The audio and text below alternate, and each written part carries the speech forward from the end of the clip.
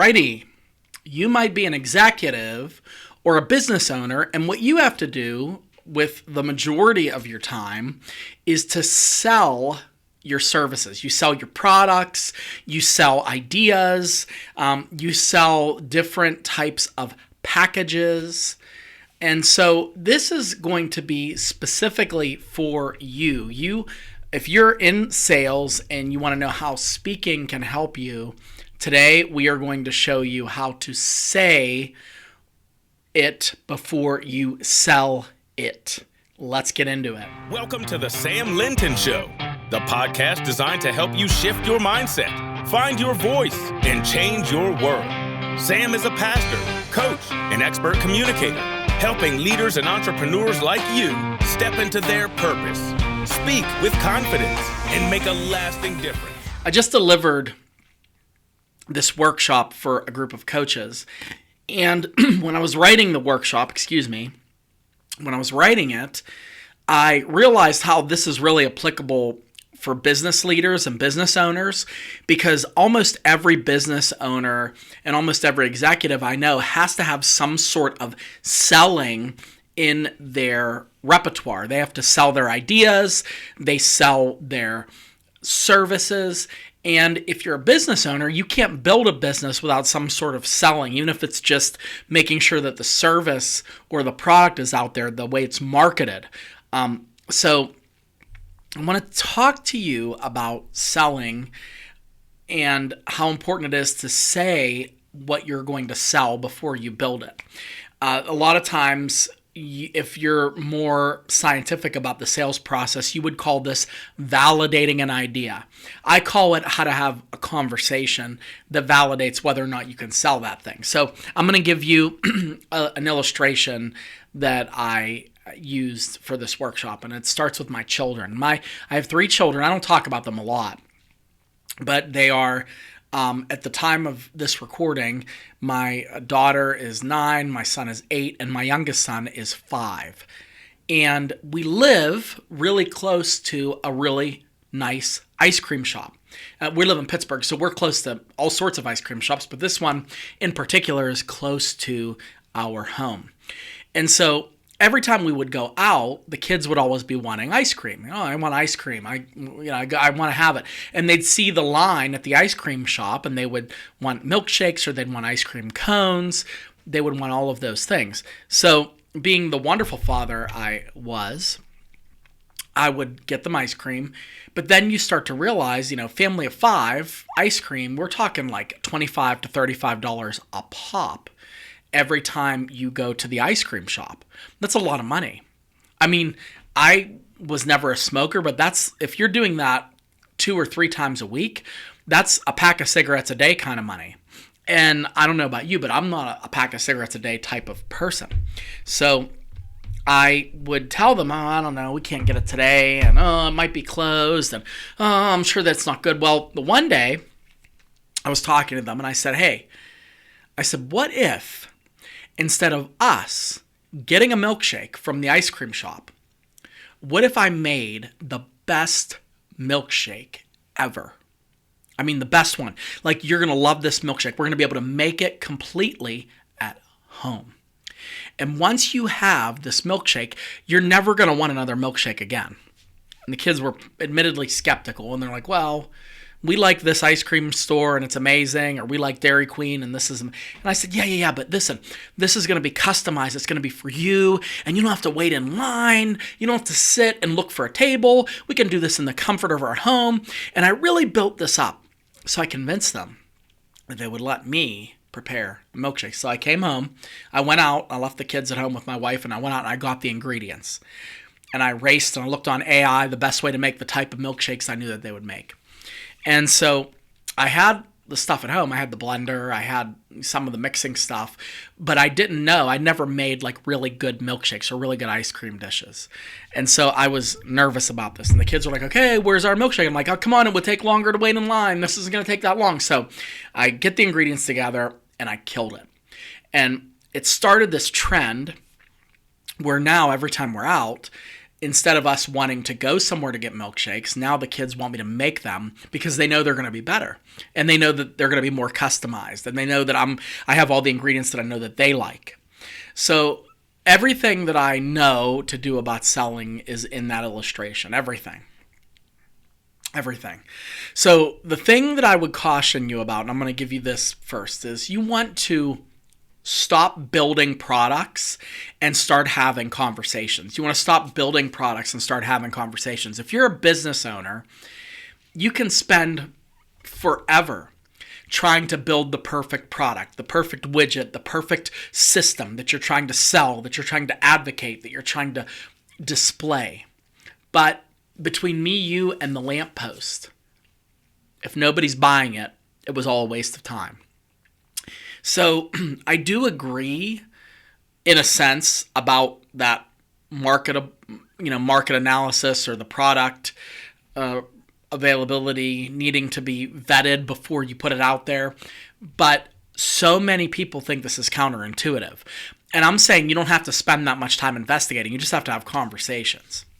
So speaking to people, having better communication actually leads to better solutions for people and more sales. So I'm going to explain to you how this works. All right. I'm going to give it, this is a 3-step process. And the process is take it or leave it. Of course, you probably have your own process when it comes to communicating in a sales conversation. If you're an executive leader, if you're a sales executive, this you might already have it. But this is the 3 things that I go through when I'm trying to tee up the best product. So the first thing is identify the craving versus the need.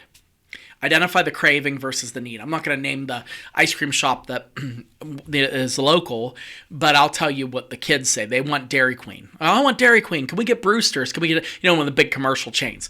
Well, the kids really don't want Dairy Queen, do they? No, they want a sweet treat, right? But the kids aren't going to say, my kids aren't going to say, I don't know if your kids will say, I'm craving something sweet after a savory dinner that I'd like to enjoy. I'd want that. No, it's my job as a parent to say, well, what is it that they want? Like, what can we get away with? What do they need? And you have to identify the need. And one of the biggest problems with sales is we focus so much on the products that we have and not at all on the needs that the clients have. We focus on the products that we have and not the needs that our clients have. Now, if you're a larger business with a fixed amount of products like Apple, an Apple salesperson, if somebody's trying to buy a computer and the person doesn't want a MacBook and or an iMac or a Mac Pro or whatever, there's a good chance that the Apple isn't going to be able to sell them that because they don't have another thing that they could just whip out. Oh, I have this other machine back here that's really, really good. It's like a Windows machine. That's not going to happen. But if you're a business owner or you're a small business manager or you're a sales manager and you are able to create products on the fly, you can, in fact, adapt to help people come up with a solution that best fits them. So you have to identify what they need versus giving them the product that you offer. I told you a couple months ago or last year, that I had a problem with my back. And, you might want to know, well, what was it that caused me to get this back injury? What was me turning 40? It was me being in my 40s. And when you're in your 40s, apparently you just get back pain. It's like a rite of passage. Like, what's up with your back? Now I have a bunch of 40-year-olds and we talk about, you threw your back out? I did mine last month. It's like a thing. It's fun. It's great. So when I was in the emergency room for this back spasm, they had a doctor come in, and the first thing he said to me was, well, let's talk about when we might want to do the surgery. And I'm like, hold on, time out, Chief.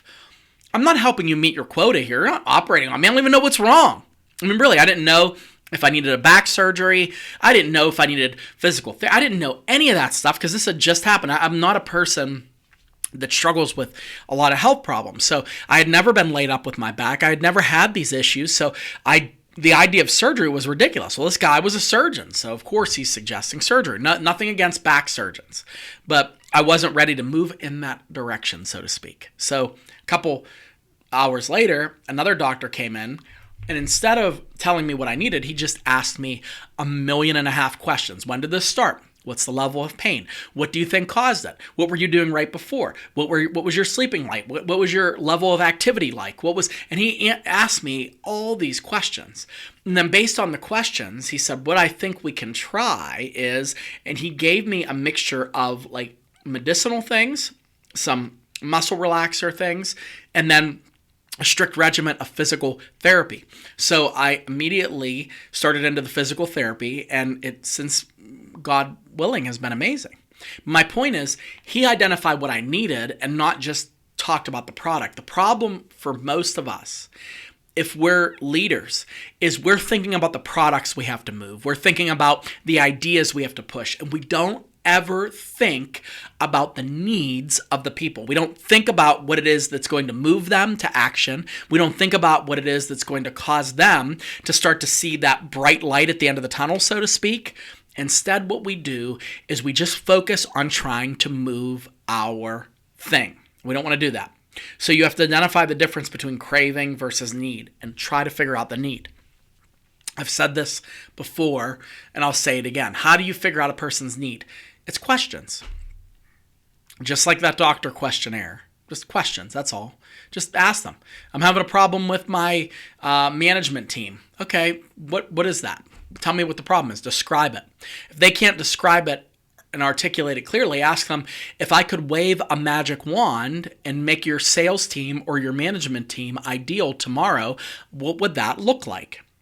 Or if I could eliminate one major thing that keeps coming up when you're dealing with your management team, what would that elimination look like? And you give them this opportunity to tell you exactly what their need is. You let them have the ability to articulate it because you are speaking in terms of what is bothering them or what is interesting them. Does that make sense? So identify the craving versus the need. People are going to say, well, I need new managers. Well, what does that mean? No, I really need new systems. I need processes that people follow. I need SOPs. I don't need new people. I need those people to follow the processes, right? So identify the craving versus the need. Make sure you differentiate that. Step number 2 is clarify the unique value of what you offer. All right, so I am cheap when it comes to travel. I'm one of those people that I will look for last minute deals on flights, hotels. I try to figure this out. I try to do the best I can, especially because a family of 5 and I'm on a pastor's salary and a small business owner's salary. I try to keep it lean in terms of what we do. When we're there, I have a lot of fun, but it's getting there. I'm like, oh, we don't need to do this. We don't need to do that. So I am the guy that is constantly going on kayak and looking up the cheapest flights, figure out the luggage, figure out all that, and then I sort by price. So where that tends to land me a lot of times is on Spirit Airlines. And I'm not afraid to admit, if Spirit has a good deal, I'm jumping in on it. I know there's jokes about them. I know they went bankrupt, whatever. I'm going to try to find the best deal that I can. So that's the type of flyer I am. Now there's really 3 different types of people that buy plane tickets. All right. There's people that are looking for price. There's people that are looking for quickness. So like I said, the direct flight. These are the people that are like, okay, if I can get to New York City in 2 hours instead of 7 hours, I will jump on a $2,000 charter flight that's going from this place to this place. And they jump on that. And then there are people that are looking for comfort. They don't care how long it takes to get there, but they want to know what the first class amenities are like in that particular flight. Those are 3 different types of unique values that you have to be aware that speak to what people want. There's the people that want cost to be down. They're looking for the cheapest because of budgetary restrictions maybe, or just because it's their nature. There are some people that want fastest results. They're the speed people, the direct flight people. And then there are people that want the white glove concierge treatment.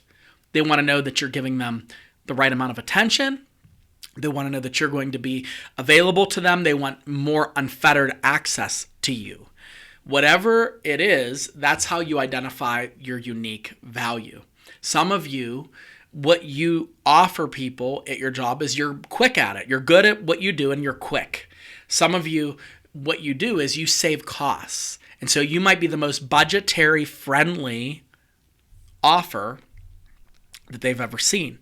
And some of you are the lifestyles of the rich and famous. You're the person, exclusive, unfettered access, ready to be at somebody's beck and call as a servant. Look at what they are wanting in terms of their need. Do they want that exclusivity? Do they want that? What do they want? And then you have to clarify the unique value. What makes you unique and how you can help them and what they need. All right, so you have to clarify that. I told the kids, what's unique about me is you can sit on the couch instead of waiting in this line in 95-degree weather. In air-conditioned comfort, you will get served a milkshake by your wonderful father who knows how to make your milkshake. So they were like, ooh, we can go home and watch TV and get a milkshake. We can go home and play with our toys and get a milkshake. And it caused them to change their minds. That's what got me in the door. So that unique value proposition, some professional salespeople would say, is what's going to push people over the line in terms of what it is that you offer them. And then they'll buy. Now, step 3 in the final part here is you have to use what you've got. You have to use what you've got. Now, what does that mean? That means, in all sincerity, that if you are selling somebody something, you have to use the tools that are available to you to deliver that thing. You have to use the tools that are available to you to deliver that thing. This works for executives too. You can't say I can solve these problems with what I have and then not know how to solve the problems. You have to utilize tools that will get you there. So I knew that I had a blender at home. I knew that I had cups at home. I knew that I had milk at home, but I utilized the different things that I could get to make the kids have the best milkshake. So here are some tools that are indispensable for you right now. Of course, AI. You can use AI to become better at sales, to make better products, to become better at presenting, to become more strong when it comes to how you serve the people that you're trying to sell to or manage. So AI is your jam, and I would experiment. I would pretend like every AI thing is you being in a sandbox. You can play, you can do whatever you want, but the point is this: you need to use whatever tools you have. This could also be technical tools that you have in your background, maybe certifications you have, maybe a degree that you have that only you have, only you, it's only you. You're the only one that has this. So whatever tools you have, use them. Second thing you have at your disposal, you have experience. Every single one of us has unique experiences that have shaped who we are. Of course, I'm a Christian, so I would say that God has allowed these experiences to shape us, and that Jesus himself has architected our lives to embed these experiences in so that we become better equipped to help other people. So use your experiences, real life, real work, real solutions, what you've gone through, other careers you've had, other hardships you've faced, even childhood traumas. You'd be surprised at how untapped the resources of your experience are when it comes to selling and being able to implement. And lastly, passion. Do you have a passion to serve the people that you're speaking to? Do you have a passion to be willing to deliver to them the results that they are looking for? Passion is a differentiator. We are done with people that are doing the minimum. And there's a bazillion of those people. If you just care a little more, if you just go the extra mile, if you just make the extra phone call, take the extra step, you're going to come across as so much more proficient and better than your competitor who is just doing the minimum. Use what you've got. That's one of the greatest tools that you have at your disposal. And if you do that, then your kids are going to want to have the milkshakes that you make homemade. And you're going to sell better for your company. You're going to sell better in your organization. You're going to sell your ideas better because you're thinking in terms of what people need. You're thinking in terms of what makes your solution or your product unique. And you're thinking, finally, in terms of the tools that you have at your disposal right now to make that happen. One of the tools is getting great coaching. And if you are looking for coaching, I'm your guy. I have helped hundreds and hundreds of executives over the years. I'm in an executive level role at the church that I work for myself, and I would love to come into your world and give you an opportunity to become a better version of yourself as a communicator. So if that interests you, just simply email me at podcast@samuellinton.com, and I would love to become your coach and help you find a solution for your company. So, short one this week. Until next time, thank you for tuning into the Sam Linton Show. Shift your mindset, find your voice, and change your world. We'll talk soon.